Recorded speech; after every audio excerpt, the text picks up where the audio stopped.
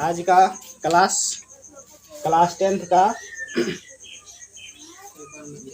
त्रिकोणमिति चलने वाला है। बुक कहाँ है? एनसीईआरटी बुक यहाँ पे ना है मेरा वाला क्या? चलो रहने। आज का क्लास क्या होगा? ट्रिगोनोमेट्री यानी कि त्रिकोणमिति। त्रिकोणमिति क्या होता है इसकी जानकारी पहले हम लोग ले लेते हैं, ठीक है। चलो इसको जरा तोड़ कर देखते हैं। देखो ये 3 भाग में टूटेगा। त्रि इसका मतलब होता है 3, कोण कोण, मिति माप, ठीक है। त्रि 3 कोण, कोने होगा, मिति यानी कि माप, ठीक है। मतलब क्या? 3 कोण की माप त्रिकोणमिति। 3 कोण की माप त्रिकोणमिति।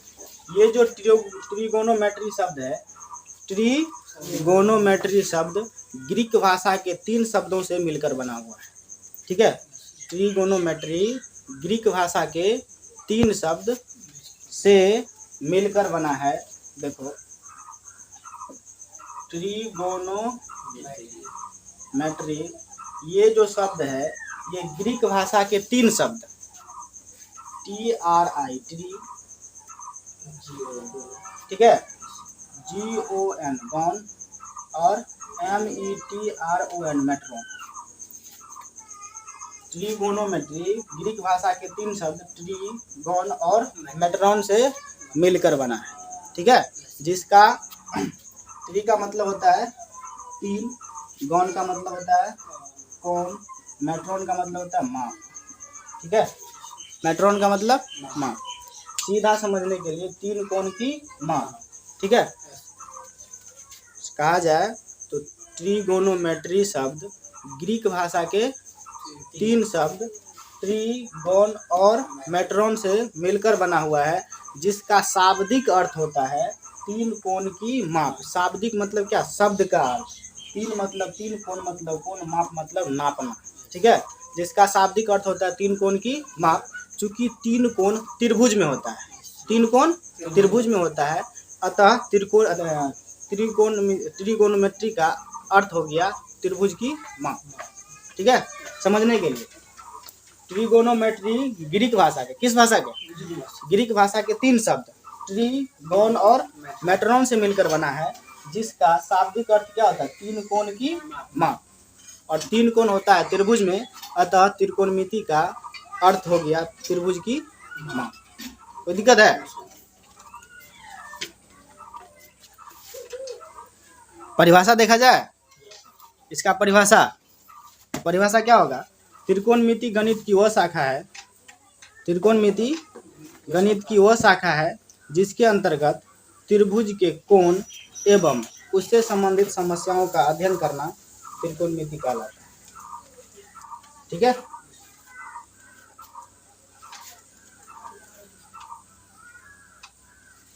समझ में आ रहा है? परिभाषा लिख लेना, वैसे वीडियो में भी चलेगा तो वीडियो रोक रोक कर लिख लेना। परिभाषा लिखाएंगे तो ज़्यादा टाइम लगेगा, ठीक है।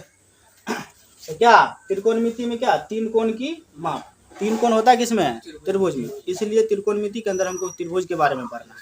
तो इसका त्रिकोणमिति का परिभाषा होगा इसके अनुसार कि त्रिकोणमिति गणित की वह शाखा है जिसके अंतर्गत त्रिभुज के कोण एवं उससे संबंधित समस्याओं का अध्ययन करना त्रिकोणमिति कहलाता है, ठीक है।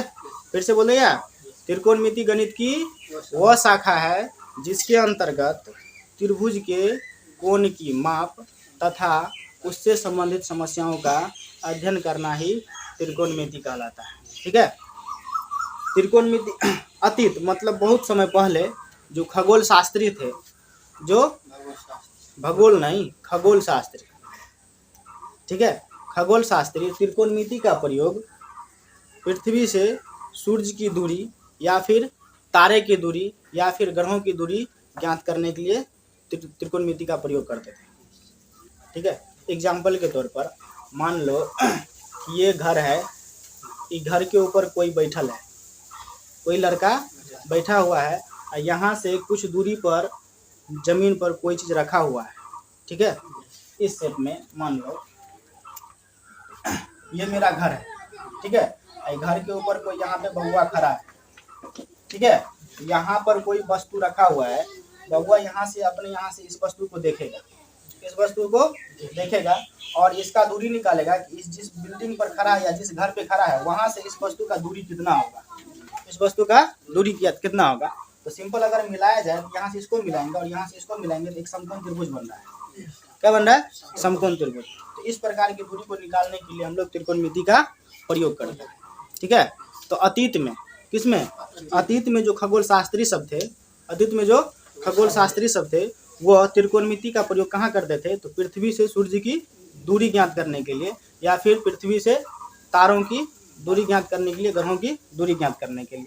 त्रिकोणमिति का ज्ञान, त्रिकोणमिति की जानकारी सबसे पहले मिस्र एवं बेबीलोन वासियों को था। किसको? मिस्र एवं बेबीलोन। बोलो। त्रिकोणमिति का ज्ञान मिस्र एवं बेबीलोन वासियों को था सबसे पहले। ठीक है। और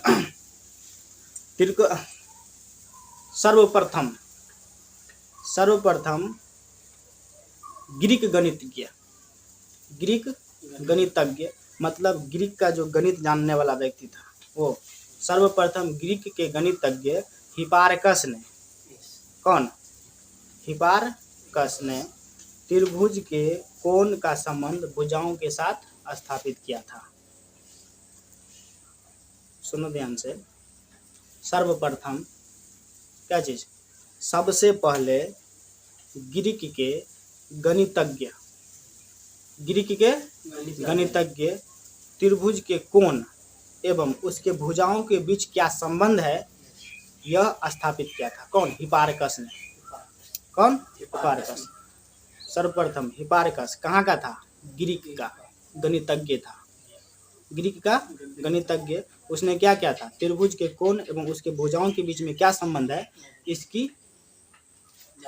इसकी जानकारी प्राप्त की थी। ठीक है।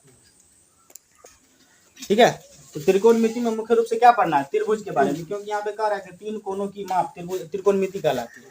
तीन कोणों की माप त्रिकोणमिति कहलाती है। और त्रिकोणमिति का परिभाषा हम लोग बोल चुके हैं कि त्रिकोणमिति गणित की वह शाखा है जिसके अंतर्गत त्रिभुज के कोण तथा उससे संबंधित समस्याओं का अध्ययन करना त्रिकोणमिति कहलाता है। तो त्रिकोणमिति तीन कोण त्रिभुज में होता है, इसलिए त्रिकोणमिति हम मुख्य रूप से त्रिभुज में पढ़ेंगे। किसमें पढ़ेंगे? त्रिभुज में। और त्रिभुज कितने प्रकार का आता है वो जानकारी हम लोग अभी लेना चाहेंगे। ठीक है।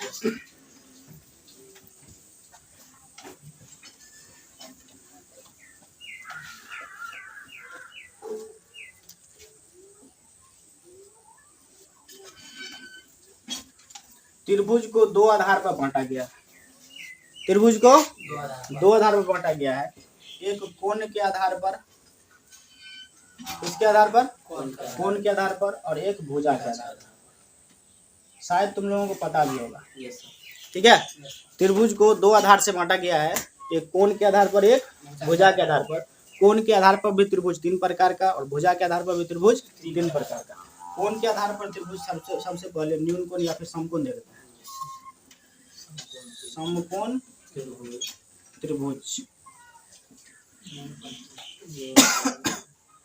न्यून कोण त्रिभुज, और तीसरा अधिक कोण त्रिभुज। भुजा के आधार पर भी त्रिभुज तीन प्रकार का। समबाहु त्रिभुज,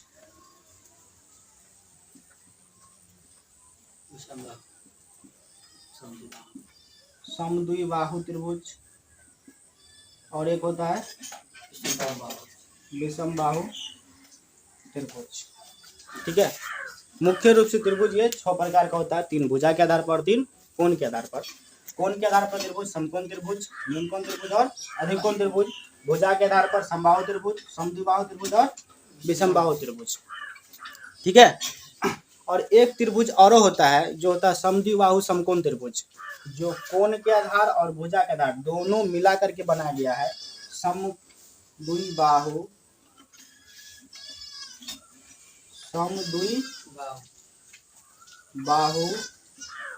समकोण त्रिभुज। ठीक है। ये हो गया मेरा 7वां त्रिभुज। 6 त्रिभुज मुख्य रूप से 3 कोण के आधार पर और 3 भुजा के आधार पर, एक सातवां त्रिभुज होता है जो कोण और भुजा दोनों के आधार पर होता है। कोण और भुजा दोनों के आधार पर होता है। देखो समद्विबाहु, ये भुजा के आधार पर, समकोण क्या हो गया, कोण के आधार पर नहीं हो गया। तो भुजा और कोण दोनों को मिलाकर के एक सातवां त्रिभुज बनाया गया जिसका नाम है समद्विबाहु समकोण त्रिभुज।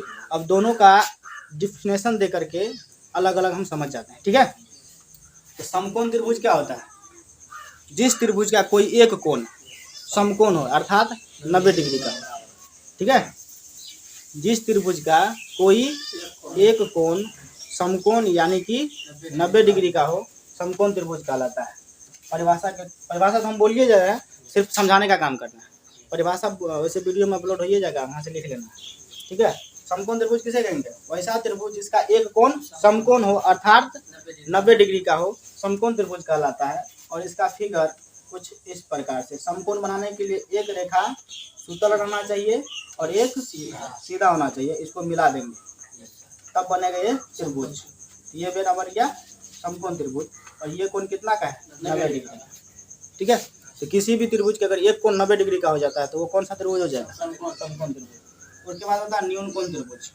क्या चीज, न्यूनकोण त्रिभुज, वैसा त्रिभुज जिसका प्रत्येक कोण 90 डिग्री से छोटा हो, 90 डिग्री से छोटा हो। वैसे न्यूनकोण क्या होता है, तो 0 डिग्री से लेकर के 90 डिग्री, 0 डिग्री से बड़ा तथा 90 डिग्री से छोटा वाला कोण न्यूनकोण कहलाता है। 0 डिग्री से बड़ा तथा 90 डिग्री से छोटा कोण न्यूनकोण कहलाता है।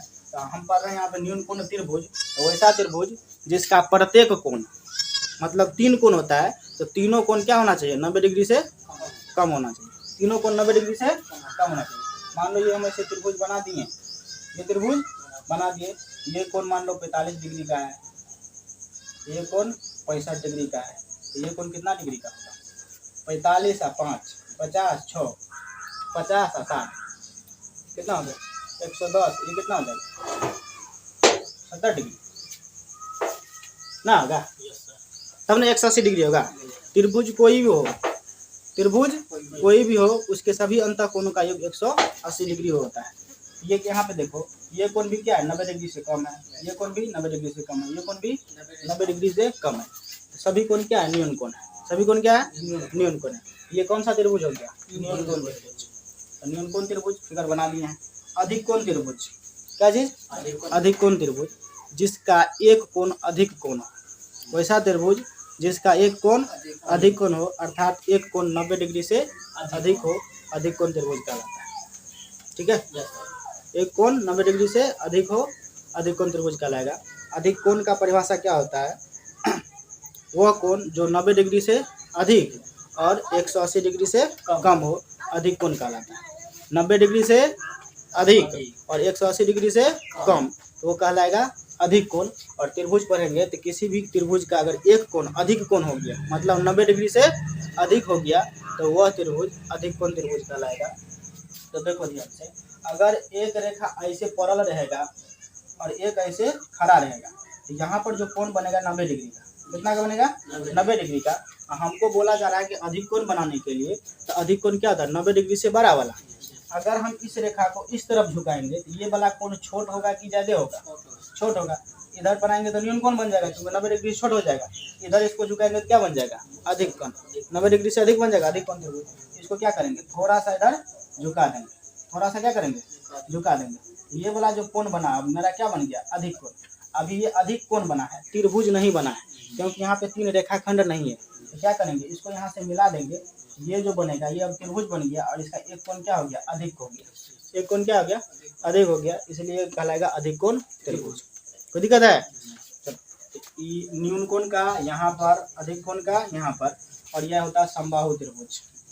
क्या चीज, समबाहु त्रिभुज। देखो सम मतलब बराबर, बाहु मतलब भुजा, जिसका भुजा बराबर हो। तो त्रिभुज पढ़ रहे हैं यहाँ पे, क्या चीज पढ़ रहे हैं, त्रिभुज। तो त्रिभुज में 3 गो भुजा होता है और यहाँ पे बोल रहा है सम मतलब बराबर, बाहु मतलब भुजा, जिसका भुजा बराबर हो मतलब 3 गो भुजा है तो तीनों भुजा बराबर हो तो वो कहलाएगा समबाहु त्रिभुज, ठीक है। तो मान लो ये मेरा समबाहु त्रिभुज है, क्या है, समबाहु त्रिभुज ABC, ये समबाहु त्रिभुज है। इसमें 3 भुजा है, ए बी एक भुजा हो गया, बी सी दूसरा भुजा और ए सी तीसरा भुजा। इस त्रिभुज का ये तीनों भुजा क्या होगा, बराबर होगा। यह त्रिभुज क्या कहलाएगा, समबाहु त्रिभुज। अगर किसी भी त्रिभुज का अगर तीनों भुजा बराबर है तो उसका तीनों कोण भी बराबर है।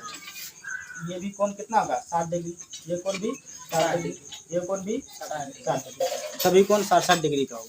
ठीक है, क्योंकि सभी भुजा बराबर है तो इसका सभी कोण भी बराबर होगा। किसी भी त्रिभुज का अगर दूगो भुजा बराबर हो रहा है तो उसका दूगो कोणों बराबर होगा। ठीक है, यहाँ पे समबाहु त्रिभुज इसका सभी भुजा क्या होगा, बराबर होगा। सीधा अगर परिभाषा अगर अच्छा समझना चाहता है तो वैसा त्रिभुज जिसका तीनों भुजाएं आपस में बराबर हो, जिसकी तीनों भुजाएं आपस में बराबर हो, समबाहु त्रिभुज कहलाता है। समद्विबाहु त्रिभुज, सम मतलब बराबर, द्वि मतलब दूगो, बाहु मतलब भुजा।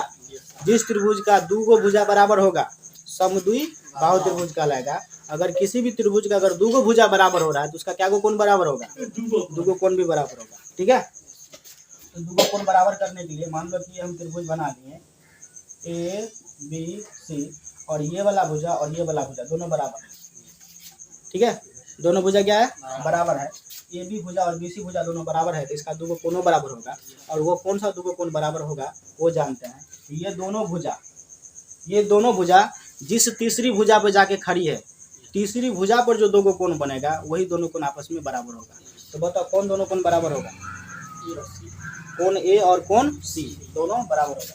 ये भुजा इस ए सी भुजा पर और ये भी भुजा ए सी भुजा पर जाके खड़ी है तो ए सी भुजा पर जो दोगो कोण बनेगा दोनों छोर पर, वही दोनों छोर का कोण दोनों आपस में क्या होगा, बराबर होगा। तो मतलब ये कोण और ये कोण दोनों क्या हो जाएगा, बराबर हो जाएगा। ठीक है, मान लो ये अगर 70 डिग्री हो गया, ये भी 70 डिग्री और ये हो जाएगा मेरा 60 डिग्री, 40 डिग्री, कितना हो जाएगा 40 डिग्री।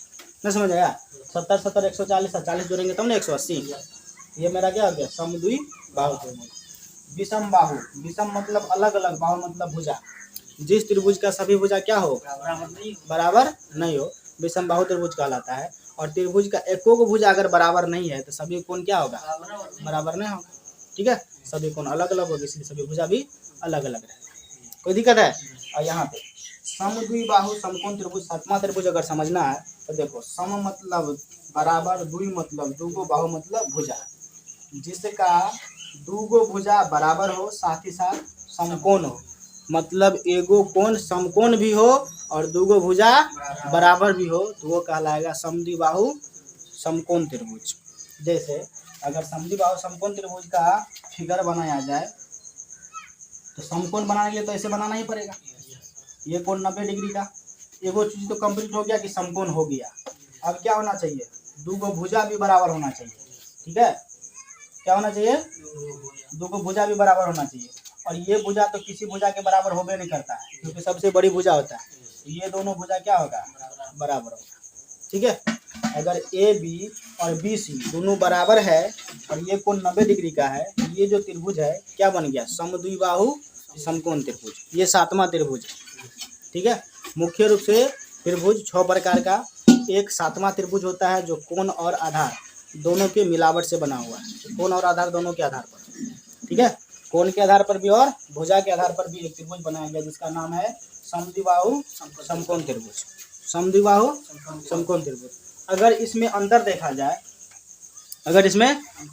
जाए, तो देखो ये त्रिभुज, इसको ये कौन सा त्रिभुज है, समबाहु त्रिभुज, क्योंकि इसका सभी भुजा क्या है, बराबर और सभी कोण क्या है 60 डिग्री का।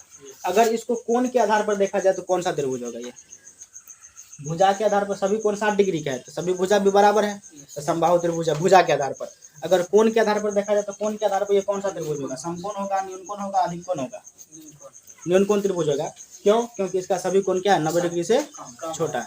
ये कौन सा त्रिभुज होगा, न्यून कोण त्रिभुज। ये देखो, ये भुजा के आधार पर समद्विबाहु त्रिभुज है। कौन सा त्रिभुज है, दूगो भुजा बराबर है। अरे दूगो कोण बराबर है तो दूगो भुजो बराबर है तो भुजा के आधार पर ये समद्विबाहु त्रिभुज। अगर कोण के आधार पर देखा जाए तो ये कौन सा त्रिभुज, न्यून कोण त्रिभुज है, क्योंकि सभी कोण क्या है 90 डिग्री से कम है।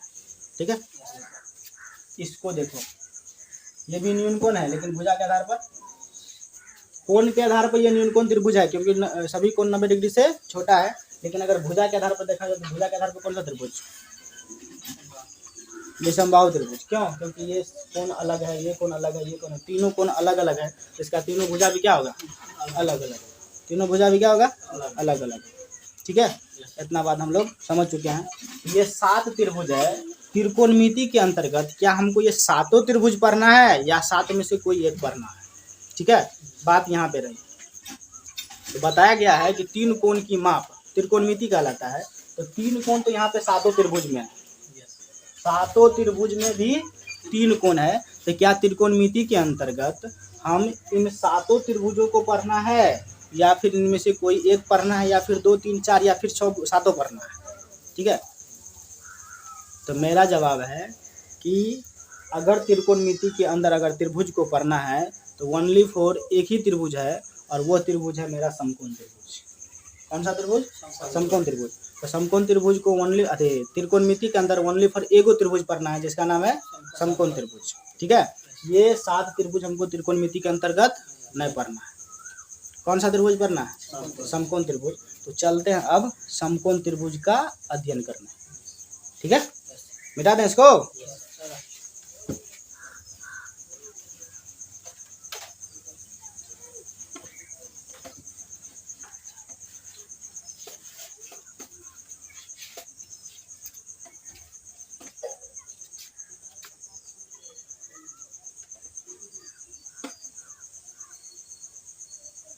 काहे के लिए नहीं बन रहा है?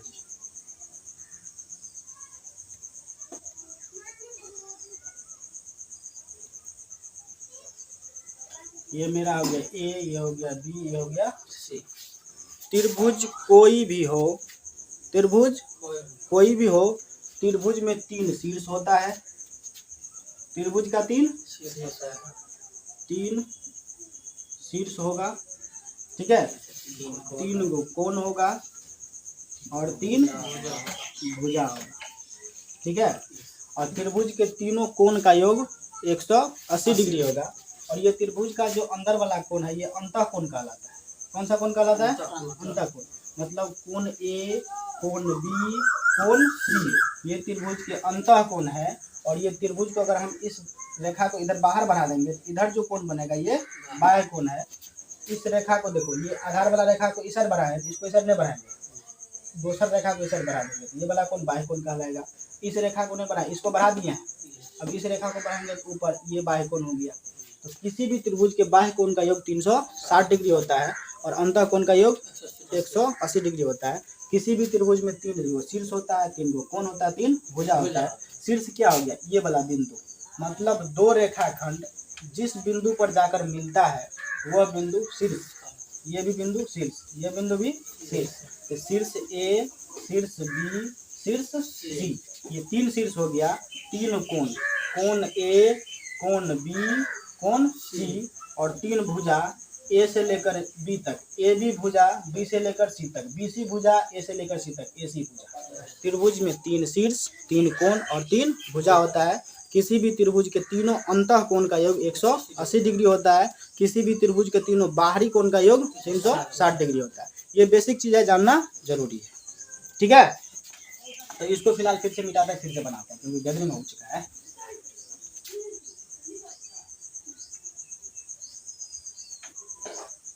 ठीक है, शीर्ष ए हो गया, शीर्ष बी हो गया, शीर्ष सी हो गया, और ये कोण मेरा हो गया 90 डिग्री। ये कोण हो गया 90 डिग्री का। ये कोण कितना डिग्री का है पता नहीं है, ये कोण कितना डिग्री का है पता नहीं है। ठीक है, कितना डिग्री का है पता नहीं। चलो, तो समकोण त्रिभुज में जानना यह है कि 90 डिग्री के जो सामने वाला भुजा होता है वो कर्ण होता है। 90 डिग्री के सामने वाला भुजा, तो 90 डिग्री कौन सा है? ये वाला कोण। इसके सामने ये भुजा है, ये वाला भुजा क्या कहलाता है? कर्ण। इंग्लिश में इसको बोलता है हाइपोटेनस। क्या बोलते हैं? हाइपोटेनस। हाँ, एच स्मॉल एम लिखता है।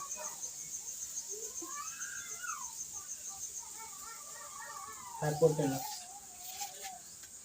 ठीक है, कर्ण को इंग्लिश में हाइपोटेनस। इसको अगर सूचित किया जाता है तो स्मॉल एच से 90 डिग्री के सामने वाला भुजा कर्ण कहलाता है, और कर्ण का इंग्लिश हाइपोटेनस, जिसे संकेत में एच लिखते हैं। ठीक है, बाद बाकी इसको बोलते हैं आधार। क्या चीज? आधार, यानी कि जिस पर खड़ी है ये त्रिभुज, ये क्या हो गया? आधार। आधार को शॉर्ट में बी से सूचित करते हैं और इसका इंग्लिश होता है बेस। क्या होता है? बेस। क्या होता है? बेस। और ये वाला भुजा क्या है? सीधा लंबा है, इसको बोलते हैं लंब। क्या बोलते हैं? लंब। क्या चीज? लंब। इसको अंग्रेजी में सूचित किया जाता है पी से और इसका इंग्लिश होता है परपेंडिकुलर। परपेंडिकुलर। क्या होता है? परपेंडिकुलर। कोई दिक्कत है? ये तीन चीज अभी बेसिक चीज। 90 डिग्री के सामने वाला भुजा कर्ण, 90 डिग्री के सामने वाला भुजा कर्ण, और ये आधार है और ये क्या है? लंब है। ये आधार है और ये लंब है। कर्ण, समकोण त्रिभुज का कर्ण कभी भी नहीं बदलता है। कर्ण कर्ण रहेगा, वो कभी लंब या आधार नहीं हो सकता है। लेकिन ये लंब और आधार आपस में बदलते रहता है। लंब और आधार आपस में बदलते रहता है। अभी आधार का काम ये बीसी कर रहा है, तो कभी आधार का काम ये नहीं करेगा। ठीक है? लंब और आधार आपस में बदलते रहते हैं। लंब और आधार आपस में बदलते रहते हैं। कर्ण कभी नहीं बदलता है। कर्ण कभी नहीं बदलता है। कर्ण का इंग्लिश हाइपोटेनस। कर्ण का इंग्लिश हाइपोटेनस, जिसे अंग्रेजी में स्मॉल एच से सूचित करते हैं। आधार का अंग्रेजी होता है बेस, जिसको अंग्रेजी में सूचित स्मॉल बी से करते हैं। और लंब का इंग्लिश होता है परपेंडिकुलर, जिसे शॉर्ट में इंग्लिश में संकेत में पी से सूचित करता है। ठीक है? देखो अब बात करते हैं थीटा का। क्या चीज? थीटा। थीटा का ये होता है थीटा। क्या होता है? थीटा। क्या होता है? थीटा। सोचो, जान लो अभी ये थीटा। जिस प्रकार हम लोग द्विघात समीकरण में पढ़ रहे हैं, ये क्या है? और ये क्या है? उसी प्रकार ये है थीटा। समझ आ गया? ये थीटा होता है, ये सिर्फ दिखाता है कि किस कोण का बात कर रहा है, किस कोण का बात कर रहा है। मान लो कि अगर थीटा इसको बना दिया कि थीटा ये, मतलब अगर इंडिकेट करना है कि थीटा वाला कोण से चलना है, तो ये थीटा किस कोण को दिखा रहा है? एक को। तो जब हमको इस कोण से चलना है, तो इस कोण के सामने वाला भुजा लंब होगा। क्या होगा? लंब होगा। इस कोण के सामने वाला भुजा कौन है? कौन है? बीसी। कौन है? बीसी। यानी कि थीटा के सामने वाला भुजा लंब और थीटा के सटा हुआ भुजा आधार। थीटा के सटा हुआ भुजा आधार। अगर इंडिकेट न करे कि किस कोण से चलना है, कोण ए से चलना है कि कोण सी से चलना है, ये नहीं बोला जाए, तो आधार आधारे रहेगा, लंब लंबे रहेगा। आधार आधारे रहेगा, लंब लंबे रहेगा। अगर इस कोण का बात कर दिया कि कोण ए से बताना है कि समकोण त्रिभुज में लंब कौन सा होगा, तो थीटा के सामने वाला भुजा लंब और थीटा के सटा हुआ भुजा आधार। अगर इस कोण का बात करेगा, थीटा इसको लेंगे, इस कोण के सामने वाला भुजा लंब और इस कोण के सटा हुआ भुजा आधार। कोई दिक्कत है? तो लंब और आधार आपस में बदलते रहते हैं, कर्ण नहीं बदलता है। कर्ण कर्ण रहेगा। ये वाला कर्ण है, ये कर्ण ही रहेगा।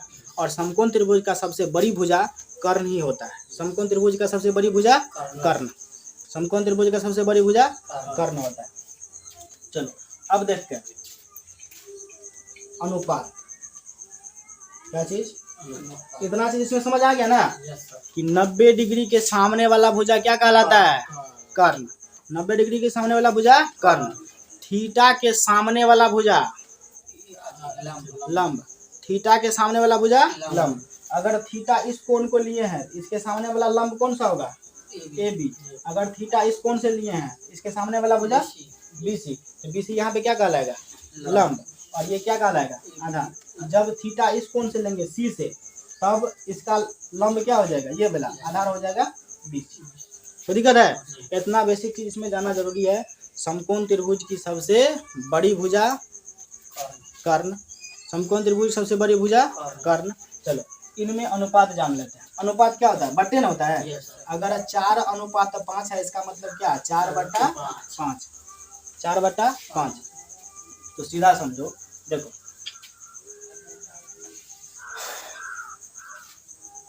ये लंब है, ये आधार है और ये कर्ण है ना।